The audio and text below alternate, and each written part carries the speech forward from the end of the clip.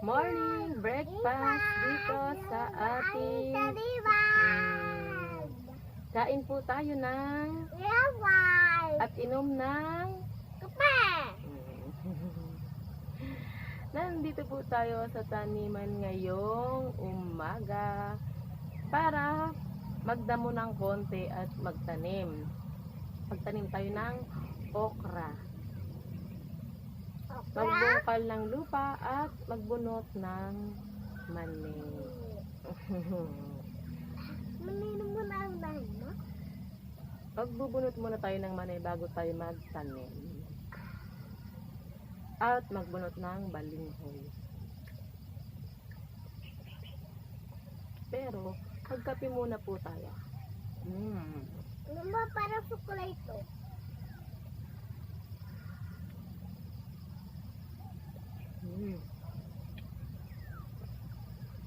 Namiss ko magkape dito sa taniman. Kaya hindi na namin ito nagagawa kapag may pasok ako.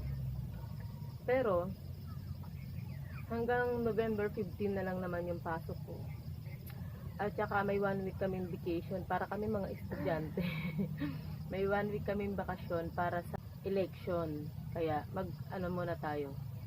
May bakasyon tayo na 1 linggo, tapos balik ulit. 2 linggong trabaho, tapos na. Ganon yung magiging taong bukid na naman tayo. Magbubukid ulit tayo, tapos January, saka na ulit tayo mag-apply ng trabaho. Pero tayo po munang mag-kape.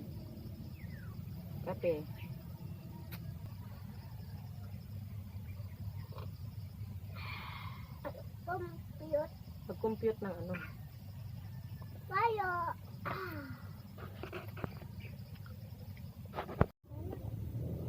Hello po, good morning. Ngayon po ay ganap na alas 9:00.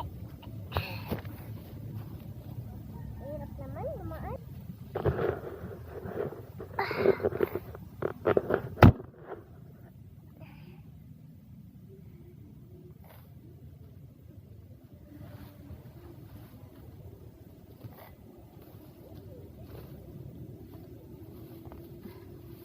Talagang kinain na po ng mga daga yung iba. Marami nang nakain. Natanggal na po, niluan na po yung iba. Kasi nga po, hindi ko na napansin.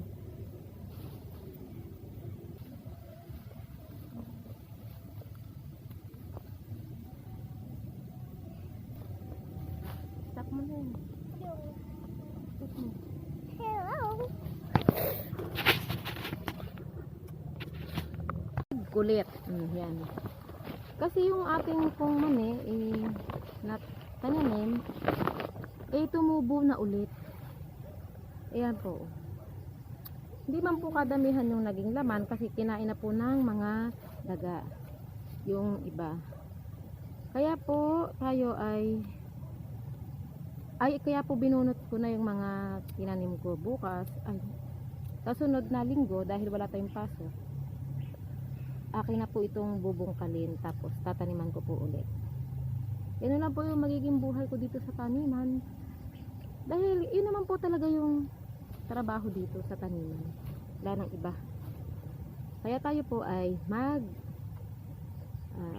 ng mani para tayo ay may panlaga mamaya. Nauna na nga po yung mga alagang daga natin dito sa aking tanim. Ay nako. Wala kasi tayong yung Maambon na yun. Ambon na tulo. Na mag-ambon. naambon. So, dala natin at baka tayo abuti ng ulan. Kaya po kami ay Ulit ko kasalan? depende. Ako Depende hindi kung tayo ay Dada makakali. mama. Bilisan na natin at baka tayo abuti ng ulan. Mag-ano ka kasi, magtulong. Hindi ka naman natulong, puro ka lang kain. Hindi pa nga luto, kinakain mo na. Kailangan ko kasi isa.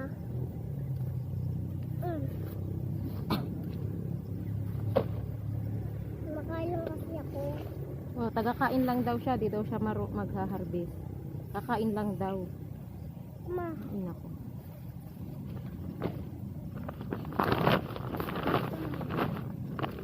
Mama, ang laki. Ayusin mo. Lagay mo dito. Oh. Wala. Lulog. Ayan po, tayo ay mag-harvest. Tatanim. Mag-harvest. Magtanggal tayo ng mani sa puno niya. Yung iba, kinain na ng daga. Oh. Pero yung iba po, tumubo na. Ayan po, kinain na ng daga. Sayang. Oh, tama na yan. Baka tanggalin mo pa ng tanggalin yung mga hindi na pwede. Uuwi pa natin yung basura. Ma. Ay. Bilisan mo. Mama, pwede ako nagsulan? Wala pa namang ulan. Liligo ka na. Mag-harvest muna tayo. Pagulo ko. Pagka umulan, saka Liligo. kung pwede. Dito ka muna. Oh. Ay. Lulog. Dahan, kasi ako na magpulot.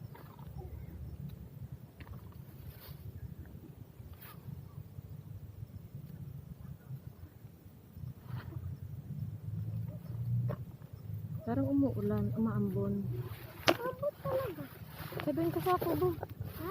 Doon ka sa kubo. Mga lord. Kaya hanggang mamaya na po yung ating video. Tapos na po tayong mag-harvest ng mani. Ayan na po yung hina-harvest kong mani. Marami-rami rin po. Nakakalahating bag po tayo.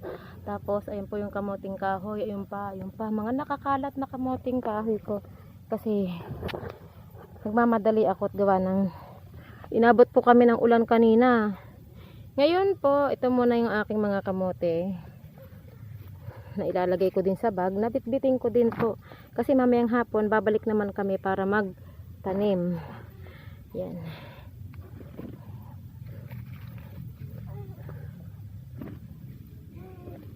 Yan.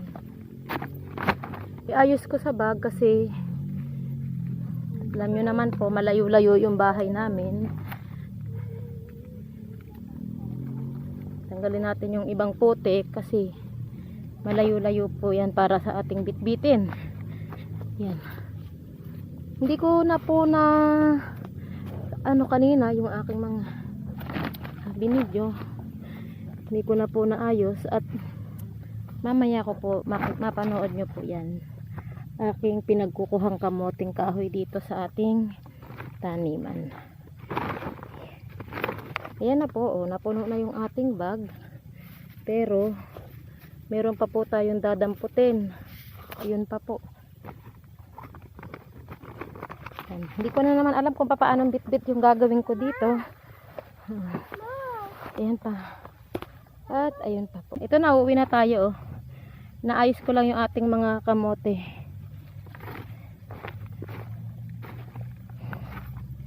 Ayan. Kasi marami po tayong mga pa-order. Nahanap po nila yung aking kamoting kahoy kapag ako'y pumapasok. So yung iba po pangkain namin at yung iba pambenta. Yan.